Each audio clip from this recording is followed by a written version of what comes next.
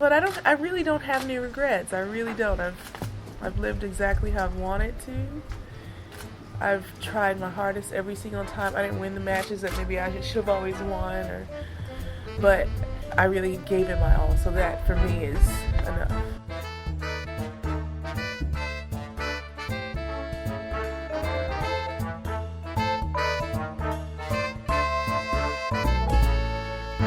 Hello everybody, welcome back to The Body Serve. I'm Jonathan. I'm James. We are coming to you from our kitchen table, but in a different location. The third ever permanent location of The Body Serve. We hope permanent. I mean, it doesn't have to be permanent, it just doesn't have to be temporary. Mm-hmm. Mostly moved into our new place, the first episode to be recorded here. I'll be interested to see if there's any difference in the sound. We're doing things pretty much the same as we always have, but who knows? We actually live on a major street right now, and it's somehow quieter than the old place. The other one, we lived right off of a major street as well. Right, but for some reason it was different. Let's see how much of this episode we can get through without being interrupted by a siren of some sort. Because that was almost always the case at the other place. I think on the last episode you lamented that you were not afforded the opportunity, through circumstance, to talk about the Grammys. Do you want to talk about the Oscars? Not really. Honestly, I should have known the Grammys were very entertaining.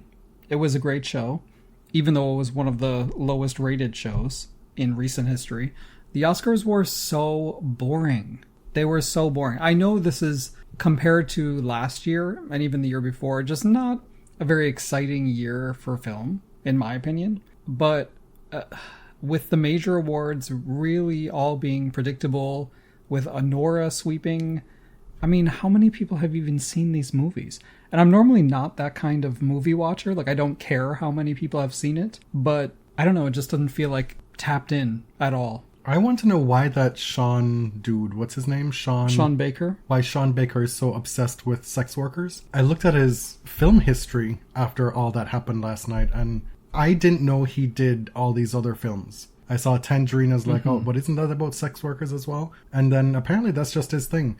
I feel like that is a bit of cultural appropriation. A bit of pilfering of people's stories. Class appropriation? I don't know. I mean, what is he giving back to sex workers? Well, unfortunately not that much, apparently. The Florida Project is excellent, though. I loved that. A movie he made with Willem Dafoe and shot outside Disney World. His acceptance speech for one of them was like thanking the industry of sex workers for all their contribution. I'm like, what are you talking about? Like, that seems very general. Mm-hmm. Yeah, a lot of lip service in the speeches. Adrian Brody for truly one of the worst speeches I've ever heard. One of the worst Oscar moments. Maybe since he assaulted Halle Berry on stage. Who returned the favor this time around. Right. I guess they're fine, but I'm not. Threw his gum at his partner?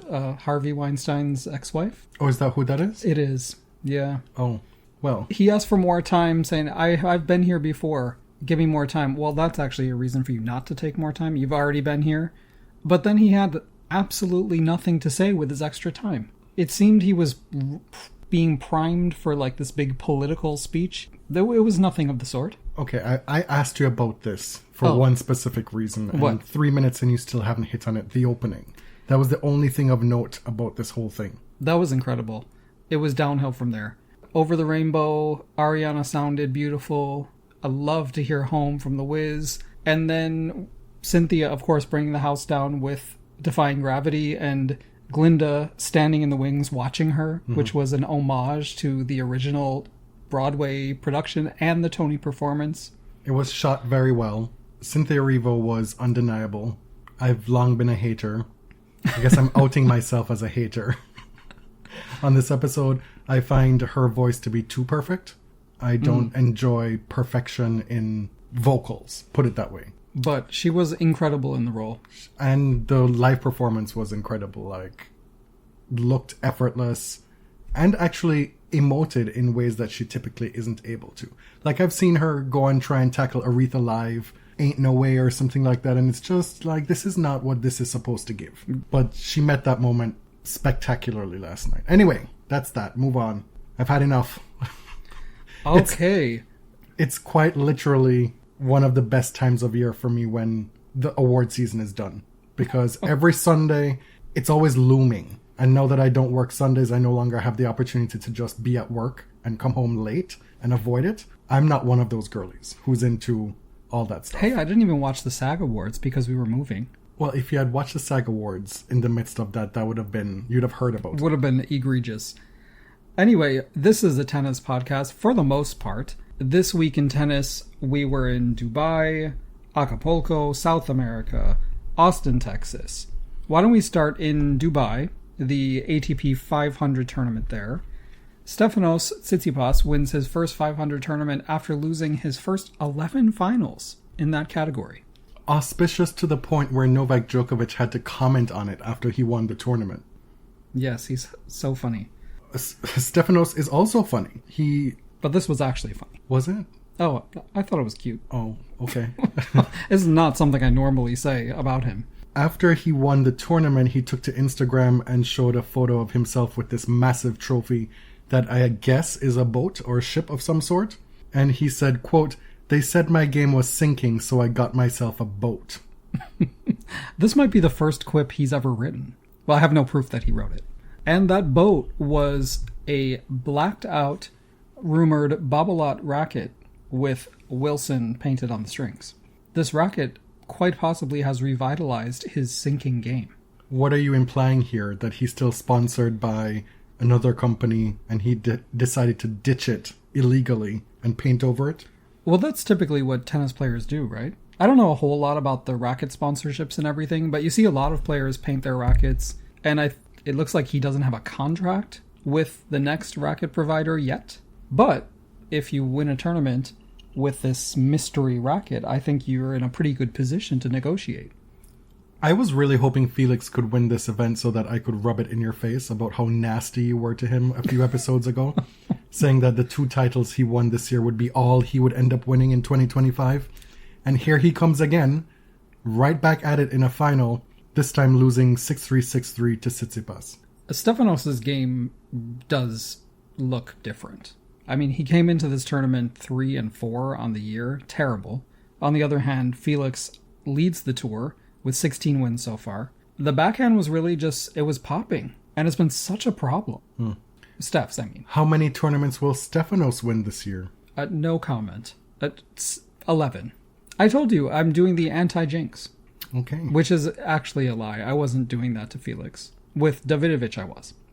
In Acapulco, Alejandro backed up his run to the final at Delray Beach by making the final in Acapulco, losing to Tomas Mahoch, the short shorts king. You had the short shorts king playing the wagoner in this final. And see, just let me go back one moment. This is the problem when you have straight men making the list of hottest men. They're not looking at the wagon. They don't know what to look for. Why wasn't Alejandro on there? Okay. I was not prepared for that callback. I thought we had that dead and buried, never to speak of them ever again. The title of this episode is Schitt's Creek, one of our favorite shows that has ever existed. And that's where a lot of the players were this week in Acapulco. Up Schitt's Creek. Diarrhea Lane. Yeah, there was an unfortunate epidemic of traveler's diarrhea, food poisoning, whatever you want to call it. But it took out a number of players. Officially, Ruud, Rune, and Paul. But there was probably a much longer list of players who were not. That wasn't their official reason. For some reason, I thought Mahoch was older, but he's only 24. This was his first title. Alejandro was looking for his first title as well. Back-to-back finals losses for him. Seems to be getting closer. At the start of this tournament, it was the third stop in as many events for that guy trying to vulture some points with the number 1 ranking dangling in front of him. And like the generational choker he is, he managed 1 win in Acapulco to go with the 3 he had from the previous tournaments. So all told, from Rio, from Buenos Aires, from Acapulco, he had 4 wins. A staggering... so not a total loss. But for the number 1 seed at each stop, a staggering output of ineptitude. And there's this incredible opportunity that lays in front of you to gain the number one ranking by default because Jannik Sinner is suspended for the next 3 months. Carlos Alcaraz has to defend the Indian Wells title. This is a huge opportunity. And the first few stops were unsuccessful. And I do think this kick of like faux humility that he's been on, that guy, after Australia saying that Alcaraz and Sinner are just better at tennis than me right now. Well, that's true. Well, of course it's true, but I don't think it serves him. Moving from the delusion that he's typically... Well, I mean, delusion has gotten him to finals. They're not winning him slams, but still. This time he lost to Leonard Tien. Amazing. Love to see it. My pick for Breakout Player of the Year. He's now into the top 70. Love that for him. And it was a straight sets win. Just chef's kiss. After he loses this match, that guy blows off the press conference, pulls a Serena in the Miami parking lot, and speeds off. Do not associate him with that iconography. There's something about losing to Lerner that really gets under these guys' skin. Right? Medvedev skipped his press conference in Australia. That guy skips his press conference here. It's like they don't feel like they should be losing to a player like him. Say what you will about the ATP, and we have a lot, and we'll continue. They have done something correct with this ATP Next Gen business. They've been churning out, well, maybe not how it's hosted, or how it's played, or the sexism over the years, but in terms of generating future top players. They've had a lot of success with players rising from that level and having pretty immediate results on the ATP Tour. This time, it's João Fonseca and Leonard Tien, translating last year's final into this year's success. They've been jockeying who's going to be ahead of the other in the rise up the rankings, and right now it's Lerner. Meanwhile, we're still in this Latin American clay swing. Well, clay and hardcourt, I guess. It's done. It's over. We're in March. Indian Wells. It's happening this week. It is over. Oh my god. Time flies. Yeah. February was very busy. But there are rumors, and a few journalists have, I guess, substantiated these rumors, that there might be an optional 10th Master Series tournament coming to Saudi Arabia in January or February, I guess. I can't remember. I don't know if it's... I think it's February. That's right, what it's the rumors after the are. Australian Open, so it doesn't interfere with Craig's realm in Australia. But this is another, I guess, another challenge for, what do they call this? The Golden Swing? Mm-hmm. For these tournaments that are constantly trying to get top players to come. And because the excitement is there, right? The fans are there. People are showing up to these tournaments, but they do need some investment from the ATP. They need support. And another Masters is not what we need.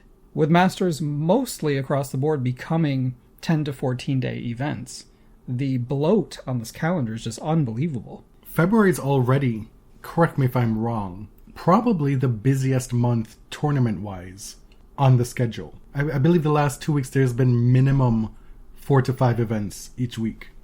Yeah, it has to be, and it's so dispersed across the globe. Well, this is what's going to happen, right? It's going to continue to happen. It's the greed. Mm-hmm. Every episode we talk about something else or somebody else being greedy in tennis. It was the US Open with week 1, week 2, week 3. This new mixed doubles event that they're doing. Somebody's always trying to cash in. So they'll have another Masters tournament that nobody goes to. Well, what's the prize money going to be? No, I mean, nobody will be in the stands watching, as is the case for a lot of the Middle Eastern swing. That does not seem to matter to the ATP. Or the WTA. No. Or to tennis, anybody in tennis. 16 minutes in, that's how long we lasted before our first siren interruption. Overall, Acapulco was such a strange tournament because of all the withdrawals and the food poisoning. The food poisoning is like the worst thing on earth. I always wonder why people say I wouldn't wish that on my worst enemy. Like, I would. Yeah. It's your worst enemy. Think about it. Yeah, I definitely would wish that on them. You want them to suffer. Right? Like, it's probably not going to kill them. How many people have died from food poisoning? Very few. Well, I mean, in the modern era, exactly. Luckily few. So then absolutely wish it on your worst enemy. You're not going to kill them. You're just going to have them suffer. Yeah, we've all been through it. Damn. I just found this whole discourse surrounding the shitting to be so problematic. What? Because it was like, oh, of course, you went to Mexico, of course you got the runs. Right, because this happens to people Right. everywhere, right? It even happens, God forbid, in Japan, the capital of haute cuisine. It happens in New York. People go and eat some grocery store sushi, you know? I mean, sometimes you get sick abroad, and it's not even because the preparation was bad. It's just that your body is not used to certain type of microbes. In this case, it sounded like it was bad. Well, we don't know. We don't know what the cause was. All right, in Santiago, Chile, Laszlo Djere beat Sebastian Baez. Djere is a former winner of Rio in 2019, where he beat Felix, actually. Snapped Baez's 9-match win streak. Because Baez, in the previous week, won Rio, beating Müller for his 7th career title and 2nd in Rio. On the women's side, we got Mérida in Mexico and Austin, Texas. Austin was the tournament that Madison got thrown out of, if you'll recall, because she joined the top 10. There was a 500 in Mérida, which Emma Navarro won, her first title at this level. 6-love final against Arango from Colombia.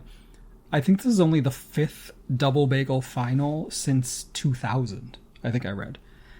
I gotta say, I know I'm not always very nice to Navarro, but this was an incredibly weak lineup in a 500 tournament. It's really too bad. She had to win 4 matches, all of them in straight sets. She beat Petra Martic in the round of 60. She just got penciled right into the round of 16 in a WTA 500. Then she had Sonmez in the quarterfinals. Fine, Avanesian in the semifinals. She's been playing well this year. But then Arango 6-love in the final, and then out comes Daddy Navarro to dance with her. Oh, really? Yeah. I missed that. It was incredibly awkward. Is he buying this tournament too? I don't know, but yeah. That was fun. Great. In Austin, we got Jessie Pegula beating McCartney Kessler. Kessler did the rare feat of reaching both the singles and doubles final, losing them both. That's the rare part. Because people do make singles and doubles finals. They do. Actually quite often. It's been a minute, but this was the Eris weekend. Oh, These yeah, two tend to it really do things together. Kessler is having a pretty amazing year so far. I think both of us picked her as a breakout candidate. I certainly did not. I picked one of the Americans with a last name as a first name. Which one did I pick? I feel like it's not that one. No, it's the other blonde one with the last name as a first name. We both picked Ashlyn There's Kruger. like 10. Oh, that one. There's like 10 to choose from. But Ashlyn is a first name. Is it though? Ashlyn? I mean, I'll concede it's not a last name, but is it a first name? Okay. I just know that with the rise of McCartney Kessler, I've been seeing all over my social media people just flabbergasted as to who this person is. When she beat Coco, when she's having these little moments tussling the wigs of your faves. Another one we have to learn the name of? Yeah. Another white American Coco Vandeweghe descendant? No, not Colleen. Unfortunately, I think you're going to have to learn her name. She's already won a title this year in Hobart. She, of course, as you said, beat Goff, beat Anisimova, and now has another final here in Austin, and it's only 2 months in. Ayla Tomljanovic, back from injury for a little while now, but she's making inroads, making the semifinals, losing to Jessica. Oh, I didn't know this part. You have this added on the agenda. You like that? I've been busy. I didn't go through the agenda with as fine a tooth comb as I normally do. Mm-hmm. I literally had just come in from doing the shopping. You have here that Pegula ended the tournament by inviting all singles and doubles finalists to take her private jet to California. It's true. To Indian Wells. Yeah, Yuan Yue posted about it on Instagram, I think, and a few others. Generous, no doubt, but my God, tennis loves wealth. Because this was posted about, like, Jessie is such a cool girl, this is the greatest thing ever. I thought we didn't like private jets. I thought we didn't like billionaires. I thought we were Whatever concerned happened about to that? Carbon footprints. I guess it's good that she packed the plane, with people who otherwise would have flown commercial, I suppose. That's so great for them. That was definitely like a Nene Leakes move. Like, I am very rich. I mean, at this point, she's probably just very matter-of-fact about it. Oh, yeah. No, that's totally her personality. It's not like a boasting thing. Like, it's like, listen, I got a jet. Remember, come on it? She takes the subway to the U.S. Open. Like... Hey, that's actually more convenient than taking a car. That caps the results from this most recent week. Of course, it's been 2 weeks since our last episode, so we'll tap into the results from 2 weeks ago, starting in Doha. This is the time of year where there's 2 Dohas, 2 Dubais. The men, the women play different times. Nobody can remember which one is a 500 and a 1000. ATP Doha, Andrey Rublev beat Jack Draper. And it's Rublev's first time winning the same title twice. I believe something Medvedev still has yet to do. Correct. His 6th ATP 500 and 17th overall title. On the way, he beat Bublik, Borges, Dumonar, Felix, another semi-final for Felix, and then Jack Draper in the final. This shortly before these pictures from, I think, a Vogue campaign comes out where Draper and Shelton are being featured as the next young men in tennis. Oh, okay. Fantastic for them, I guess. Wow, you sound so bitter. So, Rublev, back in Australia, said that he faced the worst moment of his life after losing to Komesanya at Wimbledon the year prior. And if you recall, that Wimbledon loss came shortly after his default in Dubai, which seemed to be a defining moment in the past 12 months of his life. Then, of course, he powered through that peritonsillar abscess, which he had at Madrid, and he said it was actually helpful to have something so horrible to focus on because he had no time for this self-flagellation and the frustrations and the anxieties, and he could just focus on, this is something that I have to endure and get through. He even had surgery to save a testicle. Right, they just dropped that in it. Do we know about that? We knew about that, yeah. There's a lot of things that you forget about. Yeah. That must have been testicular torsion, right? That sounds horrible. Look that up. He started taking antidepressants, stopped, and then began talking to Marat Safin for guidance. Started working with a psychologist. He says he's developing a kinder, more honest relationship with himself. Quote, I was really good mentally and didn't let frustration get over me. As soon as I was frustrated, I was able to restart again and I was able to play at the same intensity. This of his title run in Doha. Even as he was playing de Minaur and failed to convert his first 7 match points, he was laughing to himself on changeovers, trying to calm himself down. He was doing these breathing exercises against Felix, and overall it really looks like he's putting in the work, finally. You know, Andrey was always someone who I really enjoyed watching, and I was a fan of, and at a certain point, if you listen to the show, you know that I just kind of had to, like, clock out. I just didn't want to watch that anymore. I didn't see the commitment from him to try to figure it out, and I know that's easier said than done. I'm glad that he has. I'm glad that he's being kinder to himself, because that is no way to live. In Dubai, on the women's side, Mira Andreeva has arrived. Yeah, this is a pretty big deal. This is a big one. Well and truly has arrived. This was one of those runs. Beating Avanesian, Vondroshova, Peyton Stearns, Iga Swiatek in straight sets, Rybakina in the semifinals, and then Clara Tauson in the final. Mind you, Tauson herself had an incredible win against Aryna Sabalenka. Yeah. No, that was for real. That was the truth. Her run, Clara Tauson, starting in the round of 64, Sramkova, Svitolina in 3 sets, then Sabalenka in the round of 16, 6-3, 6-2. Like, that was a statement win. The hitting in that match. In the quarterfinals, she beat Linda Noskova, 7-6, 6-4, and then Karolina Muchova, 6-3 in the third, to get to Andreeva in the final. Mira, I feel like we talked about this recently, how the WTA doesn't really churn out teen prodigies as it used to, but lo and behold, there is one. Mira is still 17 years old for another month or so. She is genuinely a teen prodigy, which we don't have that many anymore. And I saw this stat, and I had to look it up because I didn't believe it. She's only one of 2 teenagers in the WTA top 100. Can you believe that? I had to go look this up because that sounded like bollocks Well, it to sounded me. wrong. Yep. But there's Maya Joint, who's 18. She's top 85. There's Mira's sister, Erica Andreeva, who is 20. Mm-hmm. And then there are a few other young women who are 20 as well. Jana Schneider. There is Linda Noskova, Ashlyn Kruger. Yeah. Wild. Crazy times. Yeah. So the only teenager in the top 80 and beat Iga Swiatek in straight sets. Iga has not reached a final since Roland Garros in May. Really? Yeah. And we've heard a little about this kind of top 3 slump over the past few weeks.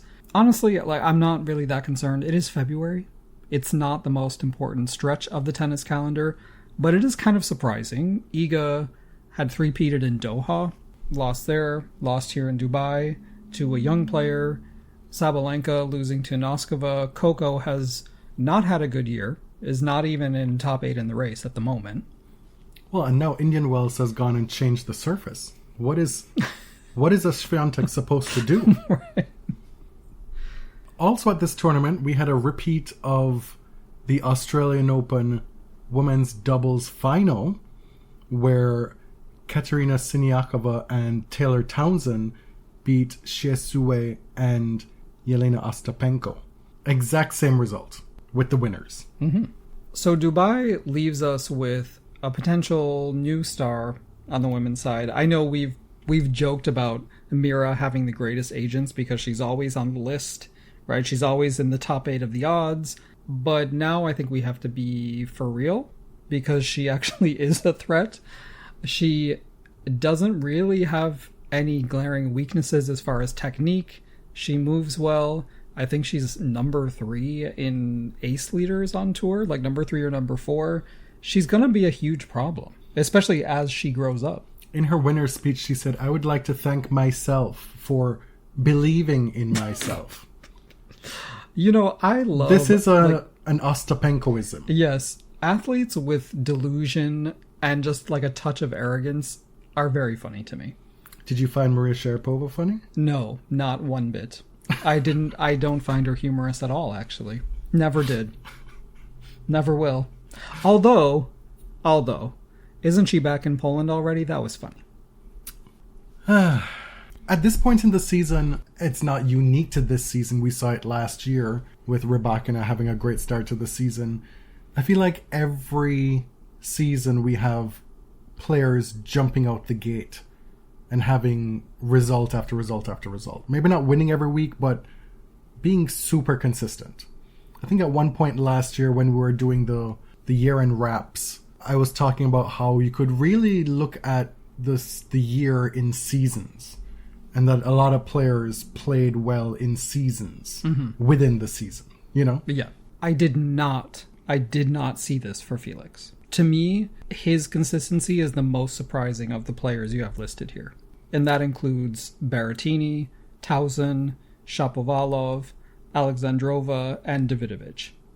And I'm sure there are others who have been playing well. Sebastian Baez just made 2 finals, winning 1. But these are players who have sort of turned things around, right? And I don't know if it's because they were the ones who invested physically during that November-December training block, or they unlocked something psychologically. But here we are. It can't be just putting in more work. Everybody does that. They've done it before as well. Something had to be different. Only they can know. Or maybe they just looked into it. Who knows? As I said before, Felix has already won 16 matches this season, including titles in Adelaide and Montpellier. He's a runner-up in Dubai. And I have to say, there are a lot of like intangible signs that I feel like Felix is in a good place. One of them is that he's fighting through matches against players he should be beating, but he's winning ugly. Sorry for the cliche. The dust-up with Bublik this past week, I think, is a very good sign. Because Bublik was wrong as hell. There was this point where Felix was running for a ball in the back of the court, and a ball kid wasn't thinking and impeded his motion, right? The ball kid kind of just jumped out and caught the ball. Clearly that's a let. That's a point replay. Bublik was bitching about it. The umpire decided, okay, let's do video replay, and then actually overturned their own call, which rarely happens. So they did replay the point. Bublik was obviously a dickhead about it, because that's just how he is. But Felix, once he won the set, put his hand up to his ear because they were so loud, right? They were so loud about the Bublik dust-up, but they weren't loud about him winning that game. I just loved... He's such generally like a gentle guy, right? He's known for being so polite and whatever. I liked seeing him stand up for himself. And I thought it was such a good sign because Bublik can be such an asshole. Mm-hmm. Felix has this touch of Huxtable about him. Careful now. Not Cosby. Not Cosby. Okay. Not a touch of Cosby, a touch of Huxtable. Not even what I was... You're on thin ice right now with the respectability politics.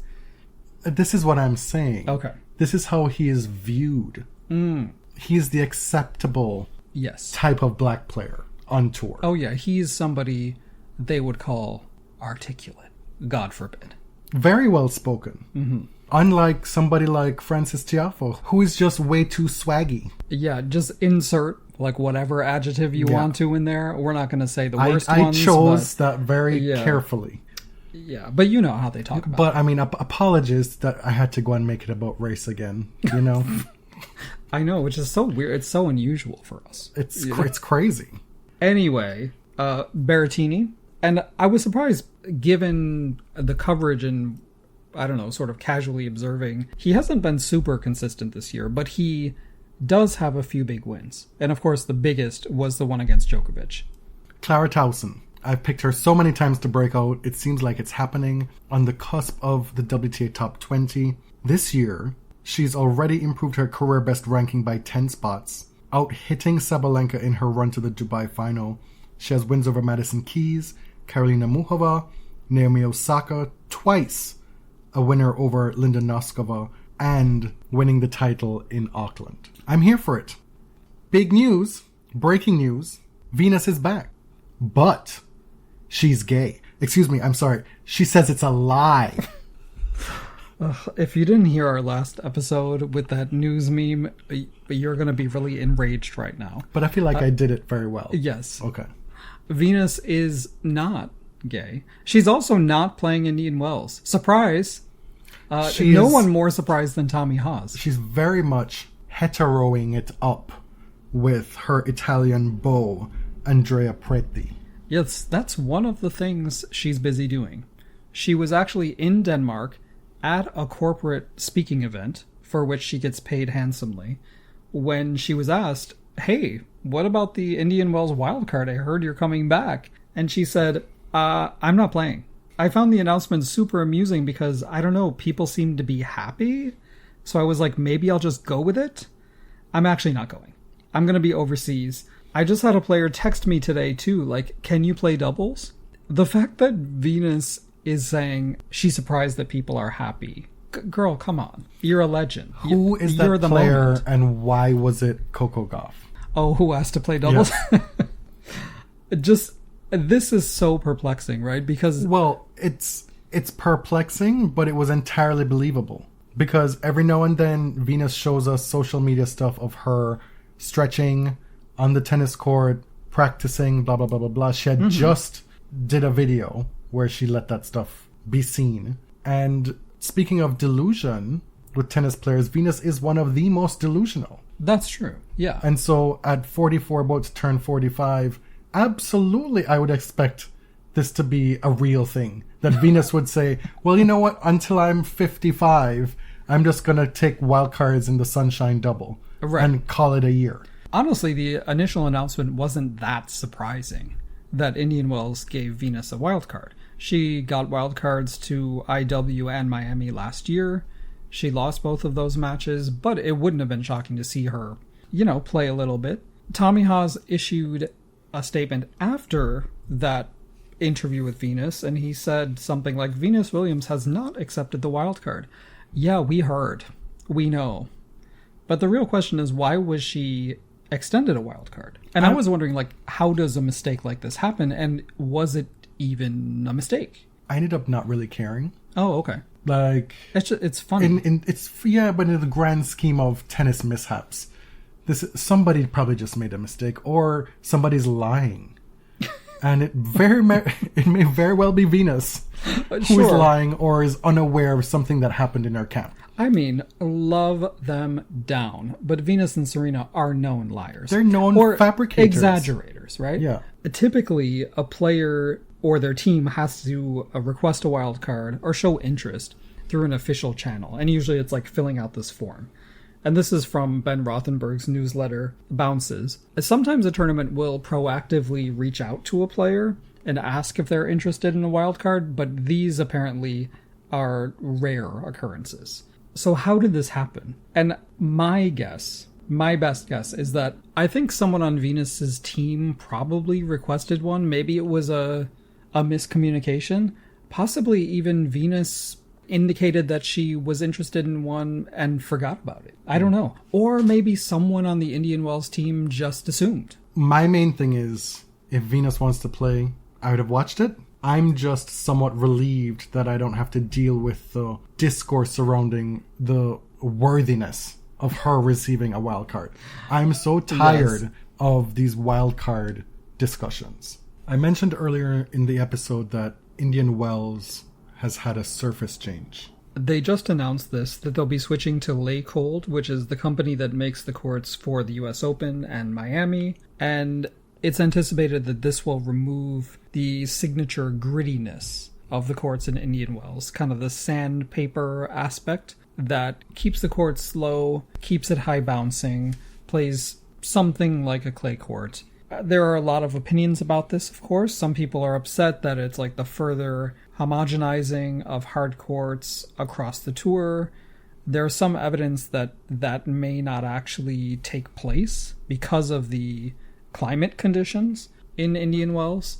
I don't know enough about, I'm not a scientist. I don't know. But actually, according to the ATP's Court Pace Index... You're not a scientist, but you play one on this podcast. I do. You know, a doping expert, all those things. But the Court Pace Index said that Indian Wells was actually slightly faster than Miami last year. And this is the court itself. This is not necessarily the conditions that surround it. So there is some evidence that because of the weather, because of the conditions out there in the desert, it may not actually speed up the court that much. It may cause the bounce to change. You know, the bounce might become lower, but I don't know. What do you think about this? As with most of these minor changes in tennis, I find it hard to get too worked up about it. Mm-hmm. Because people are already people would complain about Indian Wells and the surface to begin with. Well, I already do. I'm actually very happy about it. I don't like watching... Honestly, of course, you can call me petty, whatever. I have a lot of problems with Indian Wells in general, but part of it is I don't like the tennis. I don't enjoy watching the matches. Okay, so you're happy. I am. So you'll be watching Indian Wells a lot this year. I mean, I already have to watch it for my job, but I'll enjoy it slightly more. It's a bit premature to have large opinions about this. Yes, before we've even seen it. We won't know until we've seen it actually play out. The WTA launched a rebrand just ahead of Indian Wells. A new logo, new marketing strategy, and it's their second rebrand in just the past half decade. The CEO of WTA Ventures said, quote, "It's about being at the forefront of culture." And she really nailed it. Tennis has been having a moment with challengers. They cited Roland Garros, Philippe Chatrier being in Emily in Paris. Remember that? Like, important scenes filmed right in the stadium. Coco Gauff was at the Oscars. Big magazine covers featuring tennis players. Tennis in North America is a minor sport, but it is having a cultural moment. Gary Nathan in Defector did a great job of contextualizing why now, and what is the particular challenge for the WTA. And part of that is tennis has a really dispersed governing structure that people don't really understand. The players are individuals, they're not part of a team. A lot of fans who watch women's tennis and love it probably don't even know what the WTA is. he made the point that a lot of folks follow tennis or tap into tennis only for those 4 big tournaments of the year. And so those tournaments are not run by the ATP or WTA. And quite a few people don't really know what the WTA or even the ATP does on a year-round basis, how the actual functioning of the tours work. Right. And that's honestly a failure of the tours. Or, as the WTA is calling themselves, a league. That's part of the rebrand, which I actually kind of like. Because you've often called it a league. I often call it a league because I feel like it makes more sense. Yeah. And all of those sort of structural things about tennis that make it feel distant and hard to decipher is coupled with players over the past few years have been constantly complaining about the WTA. One of them is your number one, Aryna Sabalenka. Listen, the WTA is not perfect. They have made a lot of business mistakes recently, but man, this woman does not take her foot off their neck. It is constant bitching about the WTA. Mm-hmm. And the context here is the history of the WTA, how it was founded, how the players themselves had to do a lot, had to go to great lengths, had to make great sacrifices for this tour to even exist, let alone thrive, to become the leading professional outfit for women playing sports in the world for decades that Sabalenka gets to benefit from. Yet, all we hear from her is complaints about the inconvenience of it. It's giving, oh, this hotel room is not up to par. You know? Rather than, how can I continue to help make this product better? Which is the tradition of the WTA. And I get if you're coming from a perspective of, well, this is 2025. This is 50 plus years on from the founding of the WTA, from, you know, those founding members holding up the dollar bill. Mm-hmm. Of hawking tickets in a parking lot. You've all heard it. Right. Those are true stories. Yes, that we should expect more from the tour at this point. And agreed.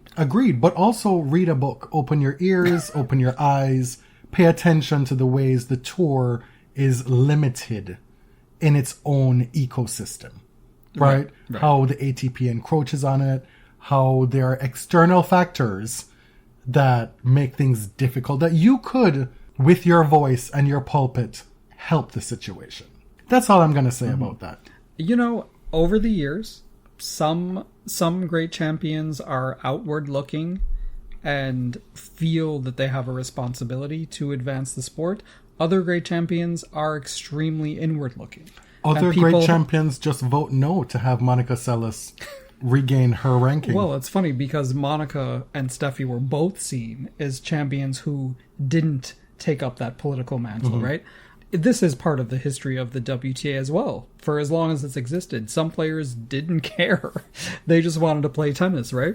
And tennis, being an individual sport, is very self-involved. Right? I don't know if it's the chicken or the egg, if it attracts certain personalities or it breeds them. I don't know. Well, this is one of the things we talk about most on this show, how self-interested tennis players are. Right. Now, it's interesting to me that you mentioned that, because one of the things that this campaign meant to actively avoid was talking about women's tennis as if it were a charity. They said, quote, purpose-led. That's something they wanted to avoid because they felt that women's sports too often operated in public as if it were a charitable endeavor. It's a token. Exactly. And not out of the merit of this being a really cool and entertaining thing. This being a serious sport. I thought, you know, and we have probably fallen into the same trap. I found that really interesting. So they engaged with this UK firm called Nomad Strategy, which is like a branding agency that has worked with Tottenham Hotspur and Major League Baseball. And they asked Billie Jean King, what are the sacred things that we can't touch? Burn it all down. Literally what she said. Blow it all up and start over. Billie Jean King, in her 8th decade, about to be her 9th, continues to be open to change. Yeah. She's not beholden to how things were done in the past, nor is she hung up on what she had to sacrifice. She sees her sacrifice as part of the process to continuing to build and get better. You know, a lot of people would be bitter. Totally. But this is the epitome of opening up the door and welcoming everybody in, right? It's the opposite of pulling the ladder up behind you. Billie is, I've said this before, the greatest storyteller in sports. She will come out, she'll tell you the story. If you ask her, she will tell you the story. But she has demonstrated that she is very open to different ways of thinking. She will wear her black pants, her blue jacket, and her red glasses. Right. She's not going to change a wardrobe. And she will show up and she will tell you, tear it all down, bulldoze, go forward. We gave her grief for her stance on the Saudi foray into tennis and how welcoming she was of the WTA getting into bed with them. But she sees that as part and parcel of the same project. Yes. In her way, that is ethically consistent. Yes. There's an internal logic to that thinking. And I'm sure a lot of people are tired of the tributes and the praise for Billie Jean, but this is praise in a different vein for me, because it's this willingness that is so rare that as we get older to continually accept change, when it's really like the opposite of what probably feels natural to a lot of people. I'm tired of changing. And I'm half her age. No, but I just want to... No, but I think it's... I want the status quo. It's such a great example because I never want to be that. I never want to be that person who's like, oh, this new generation, they don't know anything, right? She sees so much hope and so much optimism in young people, and she actually means it. What about this battle that I'm currently fighting at work on your behalf with the young women who say that Beyonce is demonic and part of the Illuminati? Like, be so serious. Define demonic. What do you have to say about that generation? That's not a generation. What I have to say about those people, those individuals you're talking about, is they need to get an education. I've surveyed like 8, and it's 8 for 8 right now. I don't even care. Well, you are hanging out with the wrong people, working involuntarily. Thank you for that. Billie's also showing that she's not just a figurehead. You know, people, they roll, literally at this point, they wheel out Rod Laver. Right. Every Australian Open. He'll probably be in Indian Wells as well. He shows up there sometimes too. Mm-hmm. Wimbledon. They are a token of an era past. A figurehead, right? Right. Rod is not consulted on major decisions. No. Maybe for Laver Cup he was. But, sure. Again, that's also tokenism. Yes. Billie is still branding. Actively doing the work. And this is where I find her so admirable. This is where I have no problems with seeing her all the time. Because she still has something to contribute. Yes. Unlike other players of her generation. Well, and younger generations. I mean, you see people 20 years her junior get sucked into this vortex of online turfdom, and they can't get out. It's a swirling eddy. And she very smartly said, you know what? That's not for me. That's somebody else's problem. No, thank you. We said from the start that Martina's obsession with trans women in sport was not just about sport. Oh, no. Because if it were, should have been attuned to how her words and actions were being co-opted by the far right. And now we see explicitly that she's removing the T from the LGBT. Yeah. Because it is gone. There was it's no longer an in theory kind of thing. We're no longer wondering about it. She's quite literally writing LGB. That's it. That's it for her. She is lost. And I don't want her to be found. Well, she's not willing, clearly. No, because remember, there was a time when what she said was controversial. Progress is not a straight line. Right? She said some nasty, hateful things about trans women, and she was compelled to apologize in the Washington Post. And she said, I will fight for trans people in all areas but sport. Mm-hmm. Did she? Did she ever? No. What she's done since then is talk about how trans people aren't real, about how they're not part of our community, that they don't deserve protection. The latest bit about Marsha P. Johnson erasure that she's engaging in. How does she not recognize that these are far-right talking? That she and Donald Trump speak the same language? They're saying that Marsha P. Johnson was not a trans woman.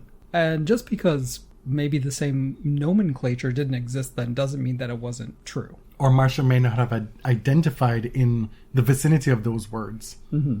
But you could not have been a queer person in those times and not know trans people. Yeah. This is not a new invention. You probably called them something different. Right. But like it's... No, there are people who are like, I was at Stonewall. There were no trans people there. I'm like, well, I mean, maybe you didn't use that word. The point here is Billie Jean King is decidedly not Martina Navratilova. Yes. And while she still says or does a couple things that give us a little bit of pause...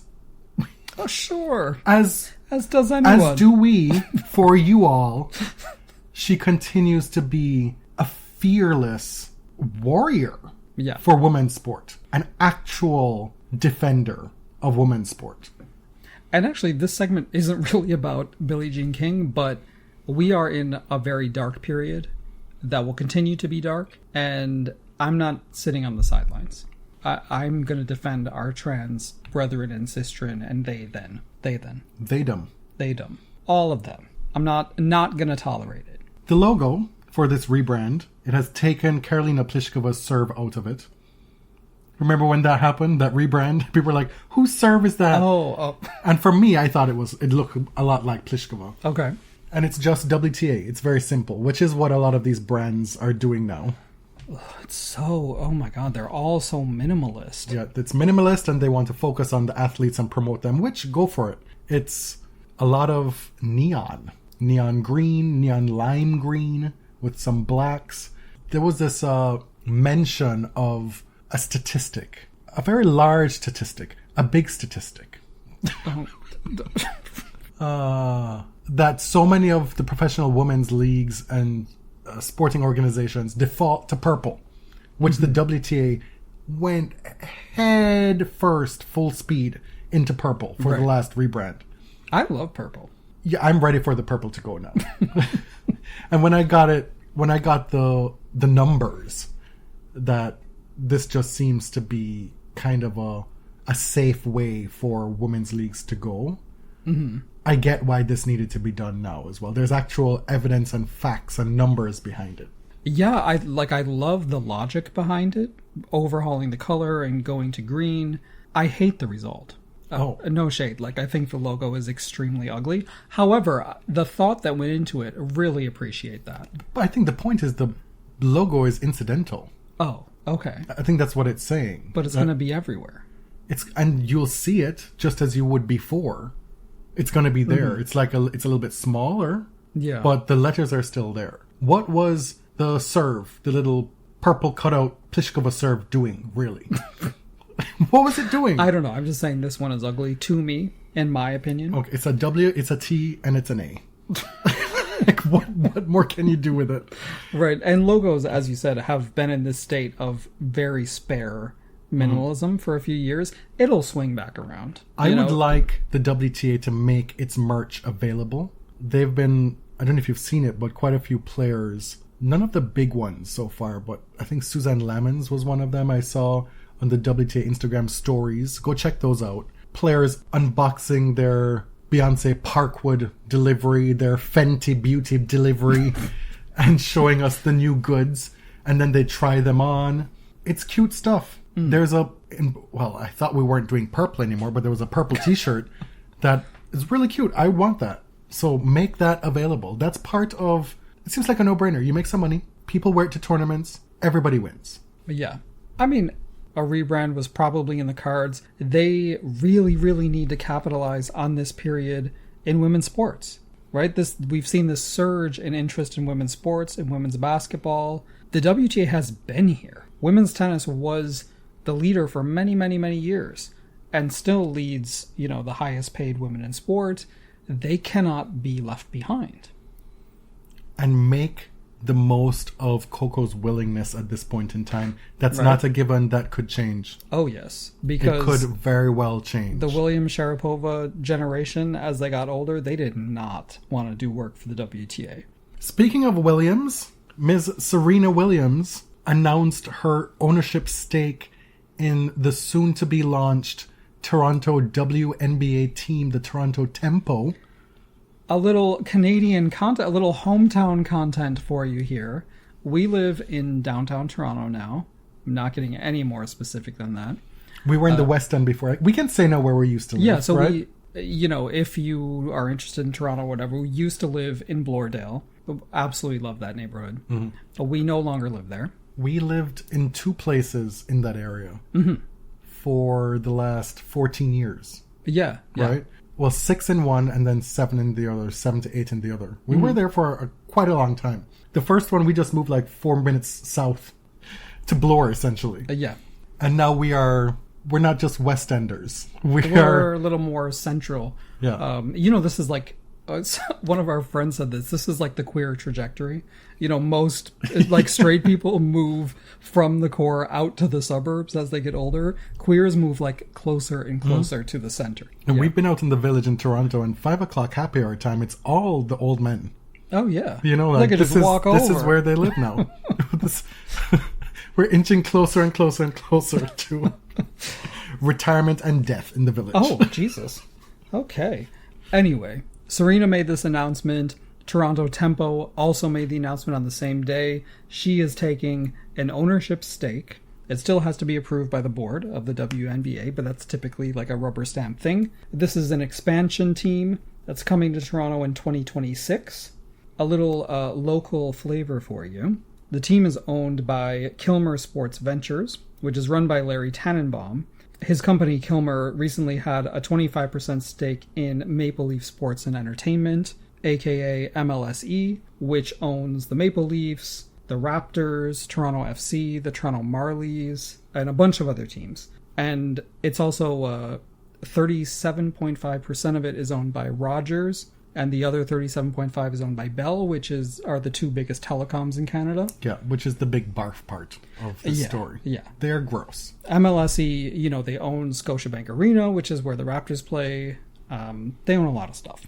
You've failed in the 17 years that you've lived in Canada to make the most of your last name. Oh, I know, you right? really have. You Rogers is a really important name. You should have been making up stories, lying through your teeth to get some benefit. I could have gotten a Netflix series about my scammery at this point.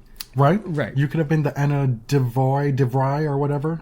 And I don't remember. That lady, influencer person who scammed people. That Ruth from Ozark played. Yes, that one, yeah. There's a new scam show with Caitlin Dever. Oh. And she is such a brilliant actress. I hate those shows. Like, they're so uninteresting to me. But she's so great. I don't do scams. Oh, okay. Good for you. Anyway, Larry Tannenbaum is controlling this new team. He's actually the chairman of the NBA's Board of Governors. Did you know that? And he was also part of the group that brought the Toronto Raptors to Canada in 1998, I believe. No, that was earlier. I was a big basketball fan back then, so I know. Oh, okay. That was 95, and they expanded along with the Vancouver Grizzlies, which then folded and then went somewhere else. I don't know, maybe Charlotte or something like that. Oh, okay. Did you know that, well, you know, but maybe the listeners don't know, they're named the Raptors because they allowed, like, school children to submit names, and Jurassic Park was really big at the time, so they picked a dinosaur name. It's really cute. I did not know that. Yeah. I mean, it's good. It's a good one. It is, yeah. Because so many of those animal names are taken. Mm-hmm. And, like, some aren't cool. Like, it can't be the Toronto Beavers. Raccoons. I mean... Well, that could be easily co-opted into something else. Yeah. What else would Toronto be about? We don't really have any animals. There's some coyotes roaming the streets these days. The Toronto Poutiniers? That's Montreal. Yeah. Anyway, as part of Serena's ownership stake, this is a quote from the press release, she will contribute to visually bringing the Tempo to life through designing future jerseys and helping with merchandise collaborations. This is exactly up her alley. Totally. All she loves to do now is go on Instagram and do a little dance. And little unboxing. Right. She could do the Crip Walk in the 6. Can you imagine? For the new team. Right. And listen, this is not about Drake. I know everybody has jokes, Then now she's coming to his city and is owning a WNBA team. Can we get past the Drake thing? No, I think every opportunity that one can take to shit on Drake should be taken. Right, but that's not what she's doing. But people can use it to shit on Drake. Fine. This is, I mean, it's kind of the best thing that could have happened for Toronto Tempo, a team that doesn't even really exist yet. They don't need Serena to be in the front office, right? They don't need her to be president, to do anything for them except be Serena. Like, the visibility that she has is just so major for this team. Right, but also, this Toronto team will thrive. Toronto shows up for its sporting teams. The MLS team does well. The CFL team does well. All the sporting leagues. Yeah, the minor league hockey team. Everything in Toronto does well. They will show up. They're going to be playing at Coca-Cola Coliseum. I had to look that up. It's the former Ricoh Coliseum at the exhibition. Yeah. Well, who knows if that will still be there now that Doug Ford's once again the premier of Ontario. I'm sure that could be sold off or done away with somewhere. Yeah. That brings us to the end of episode 373. Thank you for bearing with us as we've been a bit more sporadic than usual. We aim to fix that. Love that Clueless reference. That was unintentional, but thank you. The first 2 months of 2025 were a lot for us. Yeah. Quite a bit. But you know what? We're still standing. Better than we did before. Okay, Elton. Looking like a true survivor. My name is Jonathan. You can find me on Blue Sky at Tennis John. And I'm James at Elliot JMR. 2 L's, 2 T's. Thanks for listening. Till next time. Thank you. Thank you very much.